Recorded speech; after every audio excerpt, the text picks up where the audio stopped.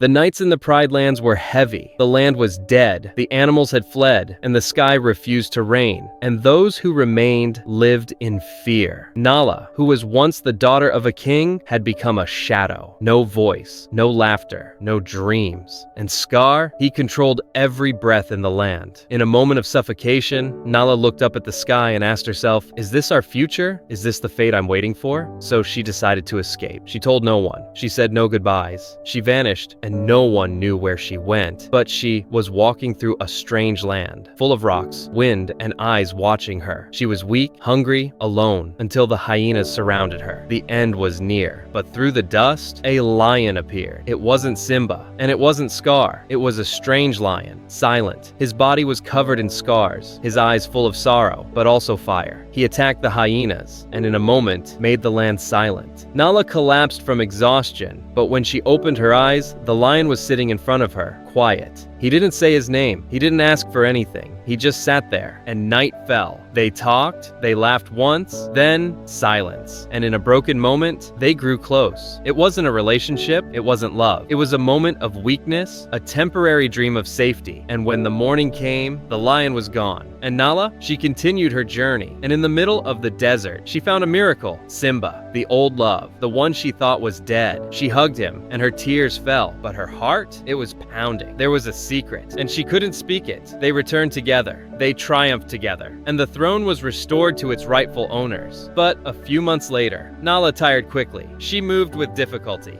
and all eyes began to wonder. And days later, the newborn arrived. The cry of a new cub in the Pride Lands. Everyone rejoiced. Simba wept, but Sarabi stayed silent. And Rafiki looked closely, and what they saw turned the joy into a heavy silence. The cub looked nothing like Simba, nor like Nala, but there was something in him that whispered the past wasn't over yet. Was Nala pregnant by a strange lion, or someone else, closer than anyone could imagine? Will the secret come out, or remain forever buried? The night in the Pride Lands was quieter than usual, but inside the cave of the kings, something was changing, something big. Simba sat apart. There were only a few steps between him and Nala, but the distance felt greater than the desert he once fled. Ever since the cub was born, he tried to believe it was his. But with every passing day, a new doubt awakened inside him. The cub's eyes didn't look like a child's. His movements didn't resemble any other cub. And the way he roared, it felt like an echo from a memory Simba never wanted to relive. One time, while playing with Kiara, the cub suddenly roared when someone got close to Nala. A roar. Strong, terrifying, unexpected. The entire pride fell silent. Even Kiara ran to her grandmother. Sarabi's gaze was clear, as if saying to Simba, "Do you see it now?" That night, after everyone had fallen asleep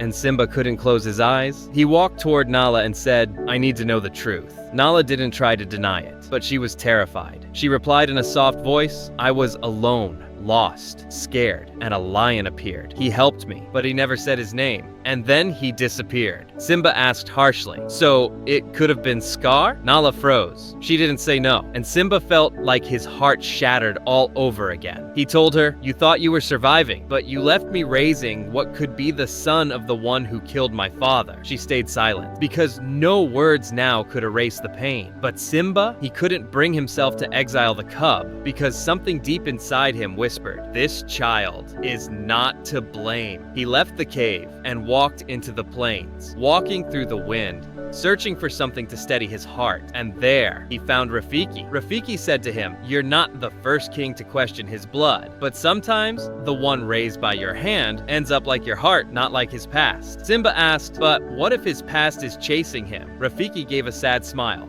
and replied, "Then you must run faster than it." Simba returned, looked at the child, and understood that a new trial stood before him, not in battle, but in fatherhood. Simba gathered the entire pride. He stood before them, eyes fixed on the cub, his voice full of broken confidence. "This cub will be raised as my son. Whatever his past was, I will write his future." Eyes exchanged glances. Sarabi stayed silent. Kiara didn't understand, but smiled at her new brother. Time passed, and the cub grew. And with each passing day, he grew closer to becoming someone no one expected. He was brave, bold, afraid of nothing. But when he fought, something in his eyes changed. One day, he asked his grandfather Rafiki, "If I really am Scar's son, why didn't anyone say so?" Rafiki looked at him and said, "Because who you are is more important than where you came from." But the cub's mind kept spinning. He started asking about the war, about Mufasa's death, about Scar. And then, in a terrifying moment, he confronted Nala. "Who is my father?" Nala froze. Her heart stopped. "Am I Scar's son?" She didn't answer. But in her eyes, he found the truth. He left the cave, ran far away, walked for hours. He could have kept going, but he came back. He entered the cave. The whole pride was there. He spoke with a steady voice. "Maybe I am Scar's son, but I was raised on Pride Rock. I carried Simba's name, and I learned that family isn't just blood." He looked at Simba. "If you want me to step down from the throne, I will." Simba looked at him, and for the first time in his life, he felt true pride. "Number, you're a king, because you chose to be different." Then he stood before the pride and said, "We all inherited pain, but we don't have to pass it on."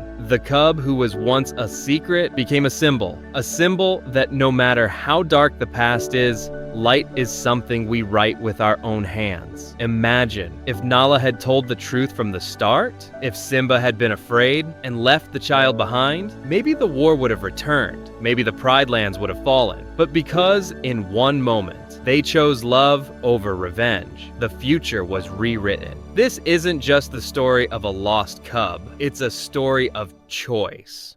And you, if you found darkness inside yourself, would you run from it, or would you choose to become something else? The choice is yours.